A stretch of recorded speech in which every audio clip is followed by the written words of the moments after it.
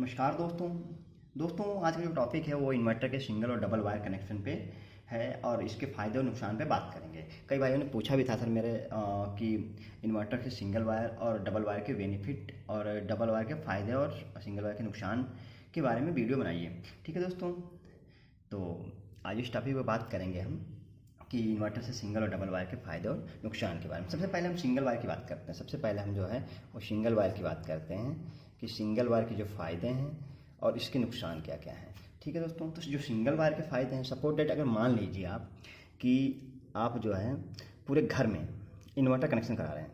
अब पूरे घर में आप जो है इन्वर्टर के कनेक्शन करवा रहे हैं और मान लीजिए आपने जो है कोई 100 मीटर का वायर यूज किया। आपने मान लीजिए अगर 100 मीटर आपने वायर यूज किया।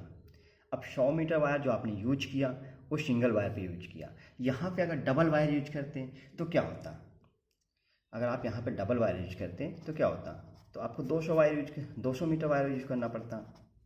ठीक है दोस्तों, तो पहला तो है कि सिंगल वायर के ये पहला फ़ायदा है कि आपको कम वायर का यूज करना पड़ता है और डबल वायर में आपको ये नुकसान है कि आपको इतना जो है नुकसान झेलना पड़ेगा डबल वायर का, और वायरिंग भी आपको डबल करनी पड़ेगी।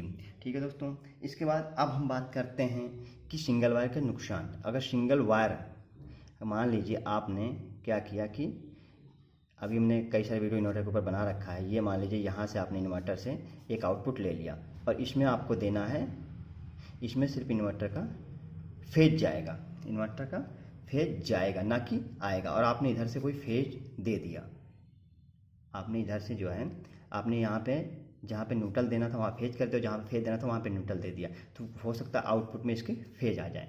तो यहाँ पे नुकसान होने का चांसेज हैं, इन्वर्टर के अंदर नुकसान होने के चांसेज हैं।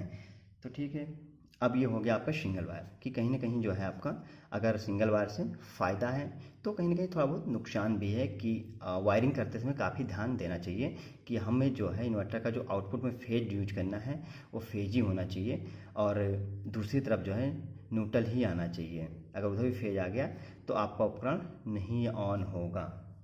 अगर आप चाहते हैं कि घर में डबल वायर ही यूज करें, हम इन्वर्टर के आउटपुट से अगर हम दूसरे पॉइंट की बात करें कि हम डबल वायर ही यूज करना चाहते हैं, अगर हम इन्वर्टर से डबल वायर ही यूज करेंगे तो उसके लिए आप जो है घर के मेन पे ही जो मेन पॉइंट है, जो घर का आपका मेन पॉइंट है, वहीं पे आप इन्वर्टर लगा दीजिए और पूरे घर को इन्वर्टर से चलाइए। यानी कि जो भी आपकी मेन सप्लाई आएगी बाहर से, सपोर्टर टी आई और इन्वर्टर में कनेक्ट हो गई, ऐसे इन्वर्टर में कनेक्ट हो गई और यहाँ से 2 तार निकले और पूरे घर को ऑपरेट करने लगे। तो आप इतना बड़ा या तो इन्वर्टर लगाइए कि आप जो है डबल वायर का प्रोसेस रखिए और पूरा घर जो है इन्वर्टर से चलता रहे आपका। ठीक है दोस्तों, तो एक तो ये बात हो गई।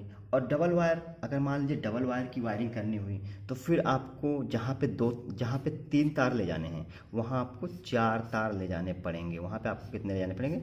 4 तार। मान लीजिए आप जो है एक फेज ले जा रहे हैं, एक न्यूट्रल ले जा रहे हैं और एक इन्वर्टर का फेज ले जा रहे हैं, तो वहाँ पे क्या होगा, आपको इन्वर्टर का न्यूट्रल भी ले जाना पड़ेगा।